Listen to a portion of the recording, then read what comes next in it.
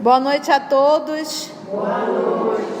Maravilha, hoje exatamente 2 de setembro, novo mês, 2019. Estamos nós reunidas, que a massificação é mulher, então reunidas para estudarmos a obra O Consolador, e hoje será a questão de número 305.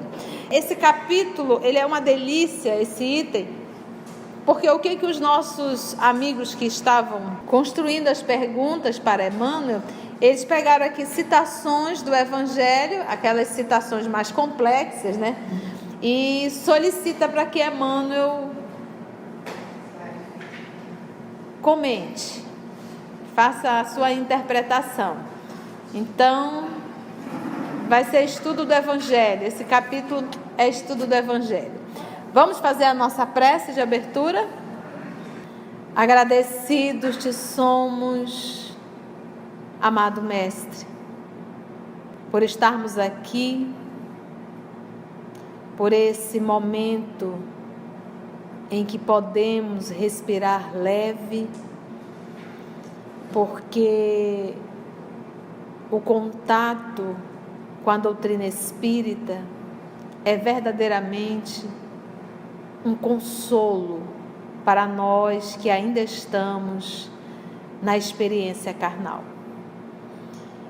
Te rogamos que os nossos amigos espirituais que aqui já se fazem presente possam sempre, uma vez mais, conduzir o nosso trabalho em Teu nome, utilizando sempre a inspiração necessária para que nós possamos ser um instrumento da Tua vontade. É em Teu nome, Senhor, que aqui estamos. E te pedimos e rogamos a Tua bênção e a Tua paz. Então, vamos lá para a questão 305. A afirmativa de Jesus, abre aspas, porque eu vim pôr em dissensão o filho contra o seu pai, a filha contra sua mãe e a nora contra sua sogra. Como deve ser compreendido, aí fecha aspas, né? E aí vem a pergunta, como deve ser compreendida em espírito e verdade essa fala do nosso Senhor Jesus? A fala de Jesus é sempre do amor. O que será que ele quis dizer? Eu vim pôr em dissensão o filho contra seu pai, a filha contra sua mãe e a nora contra sua sogra. Vamos ver a resposta? Ele diz assim, ainda aqui, diz Emmanuel, temos que considerar a feição, né, a forma antiga do hebraico. Porque o que a gente tem que entender? Por exemplo, aquele que não odiar pai, mãe, irmão, irmã, não será digno de mim. A gente acha tão forte para nós realmente. Nós, os ocidentais, é algo forte, odiar e ódio. Mas, gente, a palavra, lembra que foi traduzida. E não tinha amar menos, amar mais. A palavra, isso não existe em hebraico. Então, como colocar? Gostar? Não tem. Então, era odiar. Então, fizeram a tradução. Mas não tem o mesmo significado que para nós. Aí o Emmanuel já começa aqui falando justamente do que temos que considerar a afeição, a forma antiga do hebraico, com a sua maneira vigorosa de expressão, firme, entendeu? Não era meio termo, era o jeito. Aí ele continua. Seria absurdo admitir que o Senhor viesse estabelecer a perturbação no sagrado instituto da família humana, nas suas elevadas expressões afetivas, mas sim que os seus ensinamentos consoladores seriam o fermento divino das opiniões, estabelecendo os movimentos naturais das ideias renovadoras, fazendo luz no íntimo de cada um, pelo esforço próprio para a felicidade de todos os corações. Então a gente vê nessa figura ímpar o próprio apóstolo Paulo. Ele foi um que houve essa dissensão entre a própria família. E quantos outros? Porque é o que ele diz aqui, ó. mas sim que os seus ensinamentos consoladores seriam o fermento divino das opiniões. Essa é a palavra-chave. Então, essa divisão, ela estará nas opiniões, estabelecendo os movimentos naturais, que aí é a própria divisão, das ideias renovadoras. Por exemplo, em casa eu sou a única espírita. Hoje já está muito tranquilo, no início é um pouco complexo, à medida que o tempo vai passando. Agora imagina isso na época do nosso Senhor Jesus, o cristianismo tomando forma. Principalmente porque ele era um galileu pobre, que tinha sido crucificado, que era a condenação para aqueles atos mais hediondos, né? Atitudes hediondas, era um malfeitor mesmo. Então, como seguir um homem desse naquela concepção daquela época, né? Fazendo luz no íntimo de cada um pelo esforço próprio para a felicidade de todos. Então, de todos os corações, que seria o sentimento. Então, essa divisão, essa afirmativa, né? Porque eu vim pôr em dissensão o filho contra seu pai, a filha contra sua mãe e a nora contra sua sogra. Lembre disso, mais uma vez eu falo, a linguagem hebraica antiga, ela era muito vigorosa, mas o que ele quer falar realmente, essa ideia diferente, essas opiniões diferentes que surgiu com Jesus. Isso quer dizer, eu sou a espada, eu vim dividir, e realmente nós sabemos que foi uma divisão muito grande, quem era a favor e quem era contra. Vamos para 306? Aí tem mais uma citação do nosso Senhor. E tudo que pedirdes na oração, crendo, o recebereis. Fecha aspas. Aí vem a pergunta, né? A citação é essa. E tudo que pedirdes na oração, crendo, o recebereis. Fecha aspas. Aí a pergunta. Esse preceito de Jesus tem aplicação igualmente no que se refere aos bens materiais? Porque ele diz, Jesus afirma assim, em tudo que pedisdes na oração, crendo, o recebereis. Ele diz, tudo bem, de ordem moral, mas e de ordem material? Tudo, se eu pedir uma casa, um carro, se eu pedir um salário, se eu pedir prosperidade, esses pedidos bem horizontal, bem terra a terra. Aí ele pergunta, será que Deus atende? E lembra, gente, que essa interpretação de Emmanuel é uma das interpretações. Isso aqui não está fechado. Isso aqui é uma das interpretações. É também isso. À medida que nós vamos evoluindo, nós vamos começando a fazer interpretações cada vez mais profundas. Lembra que o nosso Emmanuel dizia a Chico que estava fazendo Emmanuel estava fazendo um curso no mundo espiritual, em que Emmanuel se sentia um crocodilo. Então você imagina um nível de interpretação do Evangelho nesse curso que ele estava fazendo no mundo espiritual. Isso me alegra muito quando eu falo em curso no mundo espiritual, eu fico toda, né? Porque imagina você poder continuar estudando, isso é uma bênção. E detalhe, estudando no mundo espiritual, o recurso é muito maior. Mas vamos descobrir o que é isso. Aí, eu posso fazer pedido de bens materiais? Ele diz assim, abre aspas, seja feita a vossa vontade, fecha aspas, da oração comum, que é o Pai Nosso, constitui o nosso pedido geral a Deus. Seja feita a vossa vontade. Esse é o pedido geral, ele diz. Cuja providência, que é Deus, por meio dos seus mensageiros, nos proverá o espírito ou a condição de vida do mais útil, conveniente e necessário ao nosso progresso espiritual, para a sabedoria e para o amor. O que o homem não deve esquecer em todos os sentidos e circunstâncias da vida é a prece do trabalho e da dedicação no santuário da existência de lutas purificadoras, porque Jesus abençoará suas realizações de esforço sincero. O Evangelho diz que, o estudo nos fala no Evangelho, que nós temos que estudar o Evangelho e sentir o Evangelho.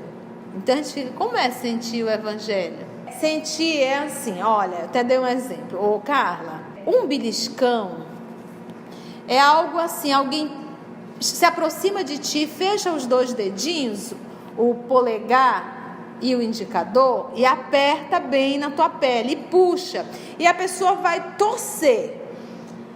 A Carla racionalmente conseguiu entender todo o processo, mas agora eu quero que a Carla sinta o beliscão. Ela já conhece tudo, mas para que ela entenda a plenitude de um beliscão, eu vou chegar na pele dela, eu vou fazer todo o processo que ela já conhece, eu vou torcer. Aí ela vai não só compreender o beliscão, mas como sentir o beliscão. Então, falar do perdão, eu entendo ele de forma racional, mas eu preciso sentir o perdão. Então eu tenho que sentir a dor moral de ter sido magoada, de ter sido traída, de ter sido qualquer coisa na área. E aí eu vou sentir o sentimento de eu ter conseguido perdoar. Então é por isso que nós temos que sentir. Isso é sentir o Evangelho que você só compreende. É vivendo, sentindo na alma. O Evangelho não é só para ser compreendido, ele é para ser sentido.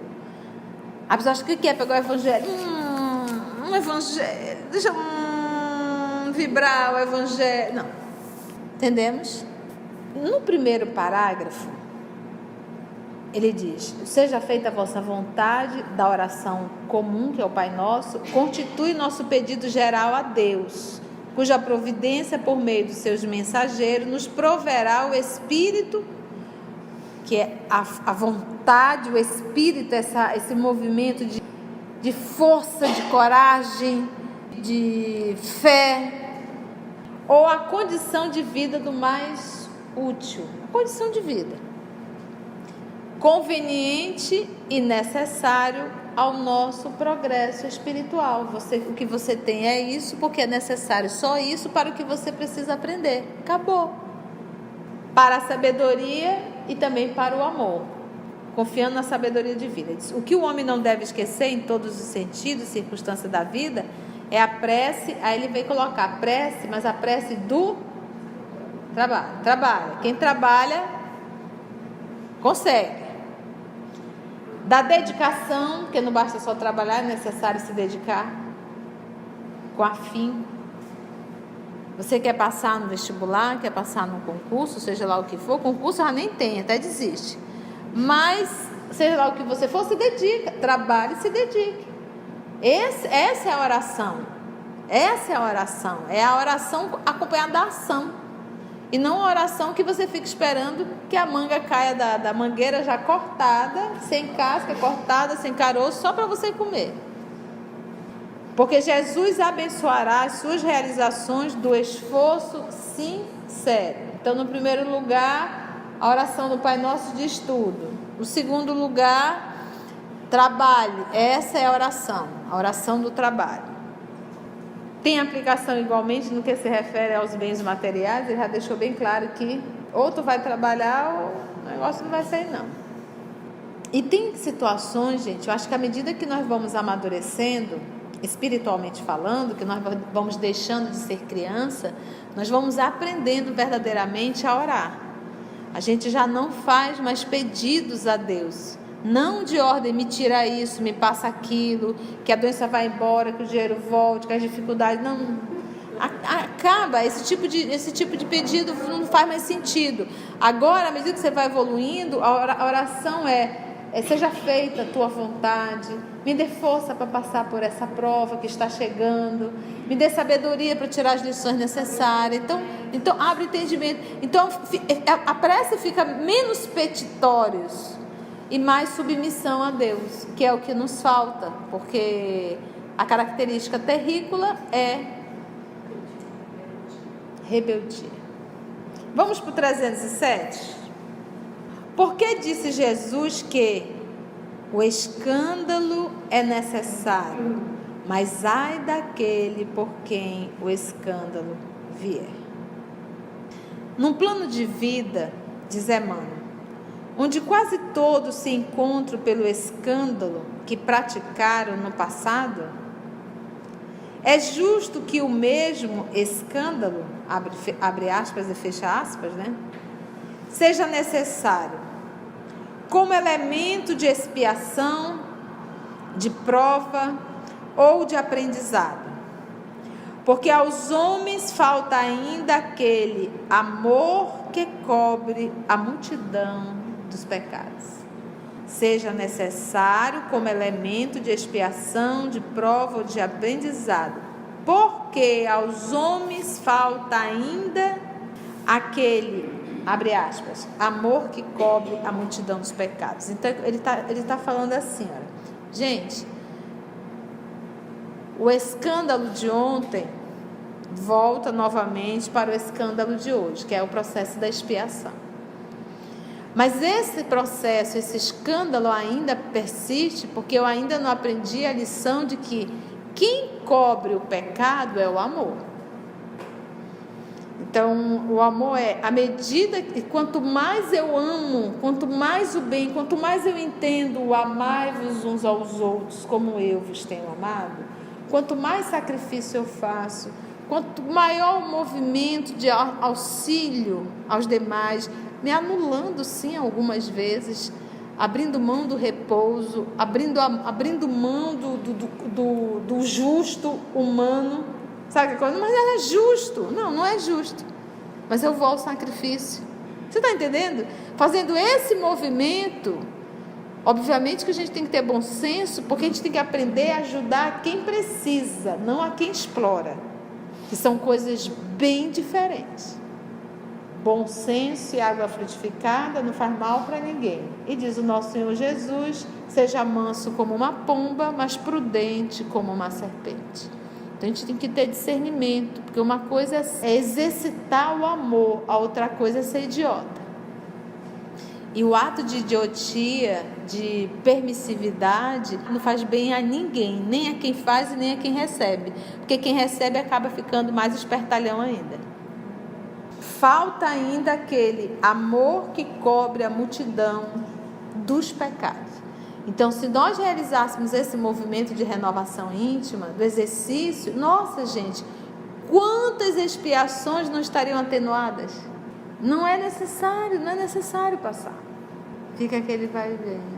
E mesmo assim, olha, a ficha da Conceição está complicada, mas ela tem acertado, ela tem trabalhado, ela tem feito sacrifício, ela tem isso, ela tem aquilo.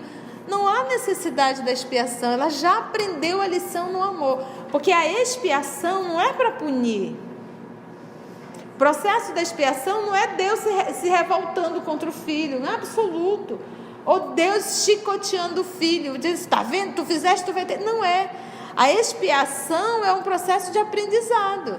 Mas se eu já aprendi a lição que eu vim fazer, que é a lição que nós viemos aprender, todos nós é a mesma matéria, é o amai-vos uns aos outros, se eu já consigo fazer esse movimento, para que a expiação? Não é necessário, eu já aprendi. Ele diz assim, as palavras do ensinamento do mestre ajuntam-se, portanto, de maneira perfeita à situação dos encarnados do mundo, sendo lastimáveis os que não vigiam, por se tornarem desse modo instrumentos de tentação nas suas quedas constantes através dos longos caminhos. Olha, de um otimismo essa fala de Emmanuel, e o pessoal diz que eu dou chicotada. Eu não dou chicotada, eu replico a chicotada de Emmanuel. Eu replico a chicotada de André Luiz. A chicotada vem de lá para cá. Eu só faço dar uma exaltada nela um pouco mais. Porque mais chicotada do que essa daqui que ele dá aos terrícolas, olha. A palavra do ensinamento de Jesus ajustam-se, portanto, de maneira perfeita. E qual era a palavra? O escândalo é necessário, mas ai daquele porque o escândalo vier. Fulano tem que expiar, mas se tu for a causa da expiação dele, tu também vai ter que expiar. Porque não é necessário que alguém suje as mãos para que eu venha expiar. Se eu matei, não é necessário que alguém venha e me mate. A própria patologia, a enfermidade, ela faz com que eu possa expiar o mal realizado. Não é assim que as coisas funcionam. As palavras do ensinamento do nosso Senhor ajustam-se, portanto, de maneira perfeita à situação dos encarnados do mundo. Sendo, aí ele vem agora na chicotada, lastimáveis os que não vigiam, por se tornarem desse modo instrumento de tentação nas suas quedas constantes. Nas suas quedas constantes. Não é nenhuma e nem duas. Todos os dias são quedas constantes, através dos longos caminhos dos milênios de reencarnações. Como diz os Espíritos, que nós não temos nem criatividade para errar. 308. As palavras de João, abre aspas, a luz brilhou nas trevas e as trevas não a compreenderam, fecha aspas. De quem será que ele está falando aí? Tiveram aplicação somente quando da exemplificação de Jesus, há 2000 anos, ou essa aplicação é extensiva à nossa era? Vamos ver a resposta? E o Emmanuel tem um poder de síntese, mas nesse ele tem mais ainda, né? As palavras do apóstolo referiam-se à sua época, Todavia, o simbolismo evangélico do seu enunciado estende-se aos tempos modernos, nos quais a lição do Senhor permanece incompreendida para a maioria dos corações que persistem em não ver a luz, fugindo à verdade. Então, continuamos aí fugindo, né? E até hoje é isso, né? A luz brilha, mas as trevas não compreendem. 309. Em que sentido devemos interpretar as sentenças de João Batista, abre aspas, a quem pertence a esposa é o esposo, mas o amigo do esposo, que com ele está e ouve, muito se regozija por ouvir a voz do esposo. Pois este gozo eu agora experimento, é preciso que ele cresça e que eu diminua. Isso aqui, se nós não entendermos a simbologia do Antigo Testamento, diz, pelo amor de Deus, quem é esse esposo? Quem é essa esposa? Ai, parece, quem é esse amigo? Que lance é esse? Que rolou aí, né? Mas vamos entender. A quem pertence a esposa é o esposo, mas o amigo do esposo, que com ele está e ouve, muito se regozija por ouvir a voz do esposo. João Batista falando dele mesmo. Pois este gozo eu agora experimento. É preciso que ele cresça, nosso Senhor Jesus, e eu, João Batista, diminua. Vamos ver o nosso querido Emmanuel. O esposo da humanidade terrestre é Jesus Cristo. Ele é o esposo. Então, nós vamos encontrar várias vezes no Antigo Testamento falando de o esposo, a esposa, né? Como se chamava a Samaria prostituta, né? A prostituição no Antigo Testamento era quando você adorava a outros deuses, deixando de ser fiel ao Deus de Abraão. Então, isso no Antigo Testamento era rotulado de prostituição. Por isso que Samaria era chamada de Samaria, sua prostituta, porque a Samaria adorou a outros deuses, que eram judeus, eram hebreus, na verdade. Eles eram hebreus, foram as 10 tribos do norte, que construíram o templo na Samaria, que era o templo Gerazim. Eles diziam que Deus habitava no templo deles. Aí tinham os nossos irmãos judeus, que também eram hebreus, mas que se dividiram, foram as 2 tribos para o sul, e aí eles criaram um templo Sião, e diziam, lá em Jerusalém, e diziam que Deus habitava dentro do templo deles, dentro do monte deles. Por isso aquela briga, onde está Deus? Essa briga era só naquela época, hoje não tem mais não tem pouco, né? Então ele diz assim, ó, O esposo da humanidade terrestre é Jesus Cristo, o mesmo Cordeiro de Deus que arranca as almas humanas dos caminhos escusos da impenitência. O amigo do esposo é o seu precursor, quem é? Cuja expressão humana deveria desaparecer, a fim de que Jesus resplandecesse para o mundo inteiro no seu evangelho de verdade e de vida. A impressão que a gente tem aqui do nosso querido Emmanuel é que ele não aprofunda, ele faz assim uma explicação bem en passant, porque a gente sabe a grandiosidade dos comentários de Emmanuel. Então aqui ele faz o comentário assim, a gente tem sentido isso, um comentário assim bem en passant, só para abrir as nossas ideias, né? Ele não fez aquele comentário profundo. Deus o livre. Se ele for aprofundar, isso aqui é um livro todinho. Então Jesus Cristo é o esposo. Por isso o encontro dele com a mulher samaritana, era ligando novamente, recuperando aquele povo. A mulher samaritana, é porque os povos eram a mulher, né? E Deus seria o esposo. E aqui ele apresenta Jesus como o esposo. Então, dentro dessa simbologia, dessa relação entre o esposo e a esposa. Então, a esposa seria a humanidade terrena. Nós dizemos, né, os meus pais, né, dizem que é aqui, no Monte Gerazim. E vocês judeus dizem que é lá, no Monte Sião. Aonde é, né? 310. A transfiguração do Senhor é também um símbolo para a humanidade? É aqui eles querem saber na 310 do livro Consolador. Vem cá, aconteceu realmente a transfiguração ou é mais um símbolo? Na dúvida, é símbolo. Todas as expressões do Evangelho possuem uma significação divina. E no Tabor, contemplamos a grande lição de que o homem deve viver a sua existência no mundo, sabendo que pertence ao céu. Gente, que coisa mais linda, olha. Eu estou aqui, mas eu não sou daqui. O homem deve viver a sua existência no mundo, sabendo que pertence ao céu, por sua sagrada origem. Qual é a nossa origem, gente? É divina. Somos filhos de Deus e não filho da carne. A carne é transitória, temporária. É um aprendizado, um dos aprendizados. Nós ainda estamos nos debatendo no aprendizado da matéria, da carne. Mas um dia nós iremos chegar a aprender as lições imperecíveis da espiritualidade. Precisamos primeiro ter o domínio total sobre essa matéria. A matéria não pode exercer sobre a minha individualidade nenhuma influência.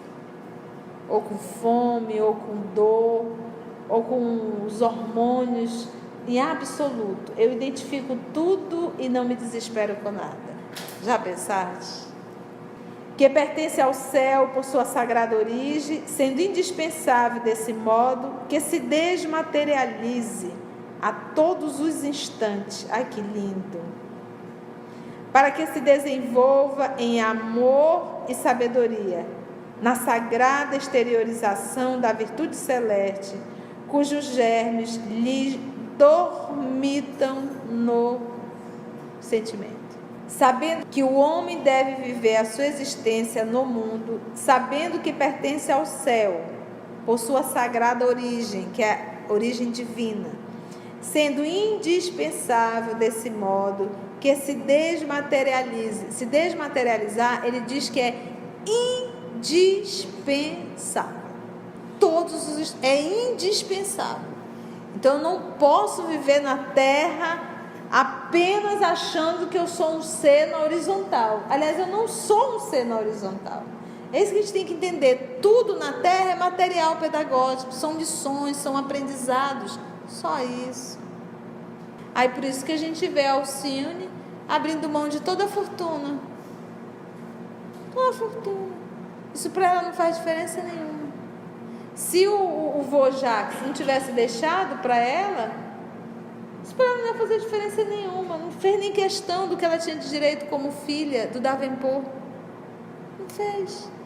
Não queria escandalizar a família, tendo que o pai viesse a reconhecer como ficaria a situação da Madalena, como ficaria a situação da irmã dela, da própria madrasta, aquela foi madrasta mesmo, né, a Susana. Então, olha o nível de evolução. Nós não, nós brigamos por R$1, R$1.000, 2 milhões, 2 bi. A gente briga, a gente se mata e a gente mata também. A gente briga, fica de mal, a gente perde uma encarnação inteira por causa de coisas materiais. A gente pega o corpo, espicha ele para todo lado, fica um horror. E aí a gente para pensar, sabe, nos exageros. E o quanto se valoriza isso para algo que vai perecer, vai embora.